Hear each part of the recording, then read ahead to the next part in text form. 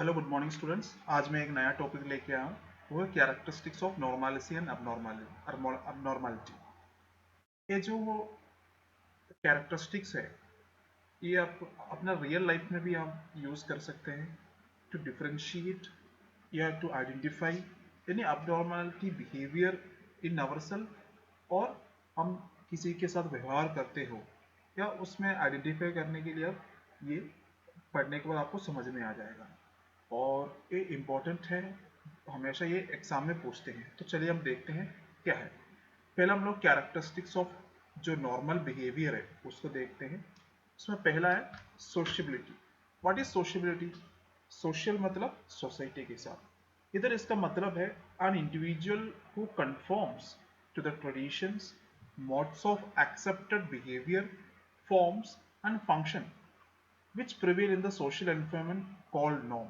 जो सोसाइटी के जो नॉर्म्स है, जो रूल्स है, ये सब फॉलो करते हैं, उसको हम सोशल चीज़ों को फॉलो करने वाले जैसे सोशियोलॉजी में एक डेफिनेशन है, human being is a social animal. जो भी सोसाइटी का रूल्स एंड रेगुलेशन को फॉलो करती हैं वो सोशबिलिटी हो जाता है। जैसे आप उसको ट्रेडिशन को फॉलो करते हो, आप जैसे इंडियन कल्चर को फॉलो करते हो, आप वेस्टर्न में जाओ तो वेस्टर्न कल्चर को फॉलो करते हो, तो ये सोशबिलिटी हो जाता है। दूसरा आ जाता है हेल्थी सिक्योरिटी एंड बैलेंस। इधर मतलब आ जाता है mental health is a normal state of wellbeing that is a positive but relative quality life. आपको इन सब के बीच में एक बैलेंस बनाना है।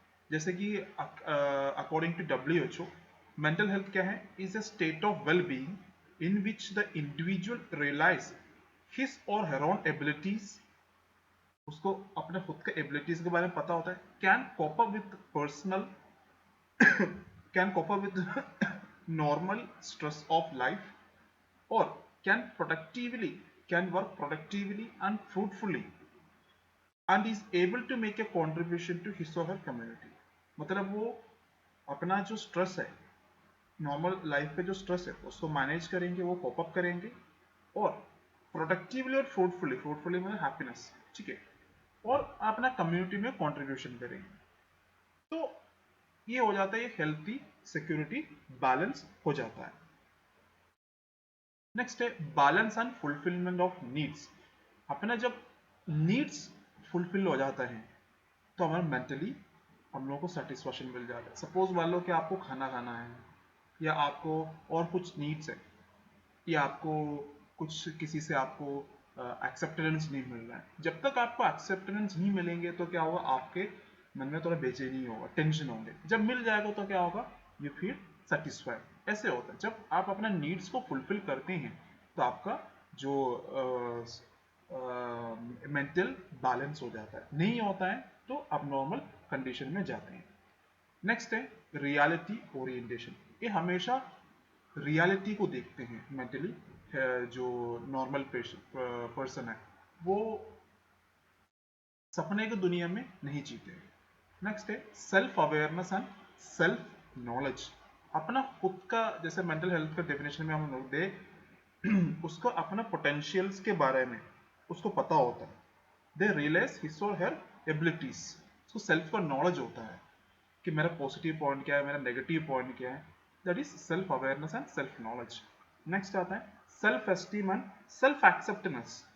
सेल्फ एस्टीम बोले तो क्या होता है, जब अपना जो बेसिक नीड्स कंप्लीट हो जाता है, अपना ये समाज में एक पोजीशन होता है, हम लोग सेल्फ एस्टीम की ओर पहुंचते हैं, ठीक है। और सेल्फ एक्सेप्टेंस के, what is the self acceptance? इधर पे सेल्फ एक्सेप्टेंस का मतलब होता है, जैसे कि आप मान लो आप अपने आप को एक्सेप्ट करोगे, आप अपना नेगेटिव पॉजिटिव पॉइंट को आप अच्छे से समझोगे, तभी आप दूसरों को भी समझ सकोगे, तभी दूसरे को आप एक्सेप्ट करोगे। तो पहले सेल्फ एक्सेप्टेंस होना बहुत जरूरी है। सेल्फ एस्टीम का एक मतलब है एक good opinion of your own character and abilities. आप अपना कैरेक्टर एबिलिटीज है एक अच्छा ओपिनियन, अपने आप को प्राउड फील करना। नेक्स्ट है ability to exercise voluntary control over behaviour. अब अपना बिहेवियर को कंट्रोल करना, आपको कब आपको गुस्से को कंट्रोल करना, आपका बाकी इमोशंस को कंट्रोल करना, ये मेंटली जो नॉर्मल पर्सन्स होते हैं वो कंट्रोल कर पाएंगे। नेक्स्ट है ability to form affectionate relationship. जो नॉर्मली पर्सन्स होते हैं वो लंबे टाइम तक रिलेशनशिप मेंटेन कर पाएंगे। जो अबनॉर्मल पर्सन्स होते हैं वो नहीं कर पाएंगे, वो सिर्फ अपना मतलब के लिए यूज करेंगे, उसके बाद क्या करेंगे, वो उन लोगों से कोई कांटेक्ट नहीं रख पाएंगे, वो लड़ाई झगड़ा करेंगे, कुछ भी कर सकता है। तो नॉर्मल पर्सन क्या है, लंबे टाइम तक जो अफेक्शनेट रिलेशनशिप मेंटेन कर सकते हैं। और लास्ट में आ जाता है pursuance of protective and goal directive activities. जब भी आप कोई काम करते हो उसका पीछे एक गोल डायरेक्टिव गोल होगा, और बेफालतू आप अपना टाइम वगैरह खराब नहीं करेंगे। तो these are the characteristics of a normal normalcy. Next देखते हैं हम लोग characteristics of abnormalcy. Abnormal behaviour क्या क्या कैरेक्टरिस्टिक्स है। पहला होता है इसके अंदर characteristics of abnormal away from the normal. Normalcy का मतलब है, अबनॉर्मल बिहेवियर का मेन मतलब जो नॉर्मल से कुछ अलग से हैं, आपको there is some changes, that is abnormality. दूसरा आता है abnormal deviation from the social norms. हमने पहले देख लिया था जो कैरेक्टरिस्टिक नॉर्मलिटी में सोसाइटी के जो नॉर्म्स होते हैं उसको फॉलो करना पड़ता है या ट्रेडिशंस को फॉलो करना पड़ता है। इधर पे क्या है, वो फॉलो नहीं हो पाते, सोशल नॉर्म्स को लोग फॉलो नहीं करते, that is comes under then abnormality behaviour. Next हो जाते हैं अबनॉर्मल बिहेवियर। अबनॉर्मल बिहेवियर जैसे कि आप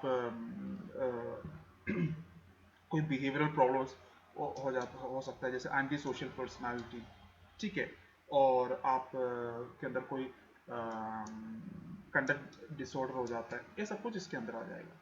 नेक्स्ट हो जाएगा माल अडाप्टिव बिहेवियर। ठीक है, आपने सब शायद माल अडाप्टिव बिहेवियर के बारे में सुना होगा। उससे पहले जिसने नहीं सुना हो तो मैं बता देता हूँ। एक होता है अडेप्टिव बिहेवियर, एक होता है maladaptive behaviour. Adaptive behaviour वो होता है that allows individuals to adapt in a positive manner to various situations. That means, मैं आपको एग्जांपल बता दूं, जैसे मान लो कि किसी को कोई एंजाइटी हो रहा है या किसी को टेंशन है, वो क्या करेंगे, वो अपने आप को जाके कोई साइकोलॉजिकल साइकियाट्रिस्ट या साइकोलॉजिस्ट पाके अपना, या कोई दोस्तों के पास अपना बातें शेयर करके उसको रिलीव करने का कोशिश करेंगे। वो हर वेरियस सिचुएशन के साथ क्या होगा, एडजस्ट करेंगे, that is adaptive. It is an useful adjustment to the particular behaviour, that is adaptive. Next होता है माल अडेप्टिव। इधर जो maladaptive behaviour, maladaptive behaviour is a negative form of behaviour which harms to the individual. ये negative form होता है, जैसे मालाडाप्टिव behaviour है, आपका टेंशन हो गया तो आप इधर पे डॉक्टर के देखने से वजह क्या है, आप उसको ओवरकम करने के लिए अल्कोहल सब्सटेंस अब्यूज करते हैं, जैसे अल्कोहल हो गया और किसी चीज़ को यूज़ करना लग गया।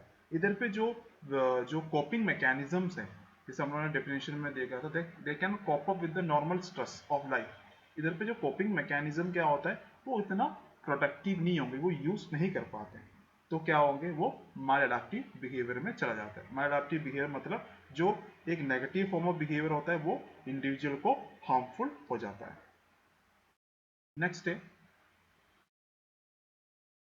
हाँ एक और बात बताना था, जो माल अडाप्टिव बिहेवियर होता है ये सब्सटेंस अब्यूज के थ्रू सिर्फ पर्टिकुलर मोमेंट के लिए वो उसको रिलीफ दे सकता है। जैसे उसको कोई टेंशन आ गया, वो क्या करेंगे, दारू पी लिया या सिगरेट पी लिया या और कुछ कर लिया, just for half an hour, 2 hours, या एक दिन के लिए उसको रिलीफ मिल गया, कल से फिर वो चीज़ आएंगे।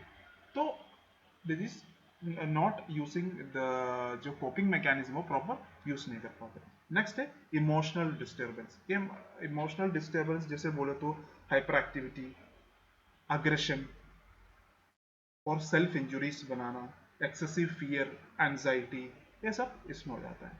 नेक्स्ट है आपका behavioural problems. Behavioural problems in anxiety disorder हो जाता है, attention deficit hyperactivity disorder आ जाता है, कंडक्ट डिसऑर्डर हो जाता है इसमें, डिप्रेशन, ये सब कुछ बिहेवियरल प्रॉब्लम्स के अंदर आता है।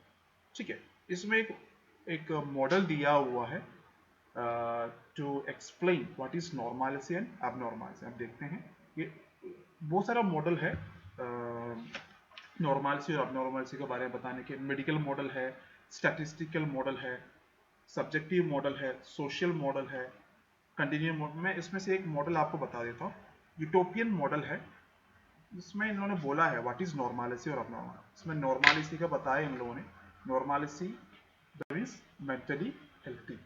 इसके बाद वो क्या हुआ, ऑप्टिमम फंक्शन करे। What is optimum, most favourable, जिसे वो फंक्शन करेंगे अपना सोसाइटी में, वो प्रॉपर तरीके से काम करेगा, घर पे काम करेंगे, कम्युनिटी में अच्छे से काम करेगा। नेक्स्ट है उससे क्या होगा, मैक्सिमम आउटकम मिलेगा। देन सक्सेस और सेटिस्फैक्शन, उसको खुद को सक्सेस फीलिंग महसूस होगा। और सेम अपनॉर्मलिटी में क्या होता है, अपनॉर्मलिटी में मेंटल इलनेस में हम लोग देखा था बिहेवियरल प्रॉब्लम्स हो जाता है। जब बिहेवियरल प्रॉब्लम होते हैं तो क्या हुआ, अनसेटिस्फाइड विद वर्क। जैसे मान लो कि किसी को attention deficit hyper active disorder है, वो अपने काम में ध्यान नहीं दे पाते, तो क्या हुआ, हमेशा उसके काम में उसको फेलियर हुए हो तो क्या हुआ, अनसेटिस्फाई होंगे। देन क्या होगा, जब काम में फेलियर होगा तो क्या होगा, मिनिमम आउटकम होंगे। तो मिनिमम आउटकम होगा तब क्या होगा, कॉन्फ्लिक्ट होगा, अनसक्सेसफुल होगा, that will lead to the mental illness. ये हो गया आपका जो कैरेक्टरिस्टिक्स ऑफ ए नॉर्मलिटी और अबनॉर्मलिटी। नेक्स्ट हम देखते हैं characteristics of a mentally healthy person. ये वेरी वेरी इंपॉर्टेंट है, ये हमेशा एग्जाम में पूछते हैं, बट बहुत सिंपल भी है। बच्चे हमेशा क्या है, गलत भी कर देते हैं, इसके अंदर प्रॉपर आंसर नहीं दे पाते। देखते हैं क्या है। पहला है ability to make personal and social adjustment. कोई जो कैरेक्टर मेंटली हेल्थी है, मानसिक रूप से जो स्वास्थ्य व्यक्ति है, वो क्या करेंगे, सोसाइटी में वो पर्सनल एंड सोशल एडजस्टमेंट करेंगे। ऐसा नहीं है कि जैसे मान लो कि आपको आप एक कोई नया जगह चल गया, आपको जैसे आपका जो घर पे जो फैसिलिटी मिलते हैं उधर पे नहीं मिल रहा होगा, ले आप जैसे नॉर्मल पर्सन है, आप क्या करेंगे, उधर पे एडजस्टमेंट करेंगे नहीं। नहीं तो ये बोले कि मेरे घर पे ये मिलता था, मुझे घर पे इस तरह का खाना मिलता है, इस तरह से गद्दे मिलते थे, नहीं, आपको एडजस्टमेंट करना पड़ेगा। तो मेंटली हेल्थी पर्सन क्या करेंगे, एडजस्ट करेंगे। दूसरा है हास a sense of personal worth, self respect, sense of security among the group. उसको खुद को एक सेल्फ रेस्पेक्ट होगा, जैसे मैंने आपको सेल्फ एस्टीम का, सेल्फ रेस्पेक्ट होंगे वो कोई भी ग्रुप में उधर पे एक सिक्योरिटी फीलिंग करेंगे। नेक्स्ट है capable of making decision and solve the problem with his own initiative. उसका कोई प्रॉब्लम हो गया, वो क्या करेंगे, वो खुद से प्रॉब्लम सॉल्व करेंगे। है नहीं कि उसको अवॉइड करेंगे, सब्सटेंस यूज अब्यूज करना लग गया, नहीं, ही इज इंडिपेंडेंट, वो डिपेंड नहीं है। Capable of making decision and solve the problem with his own initiative, अपने खुद से वो प्रॉब्लम को सॉल्व करते हैं।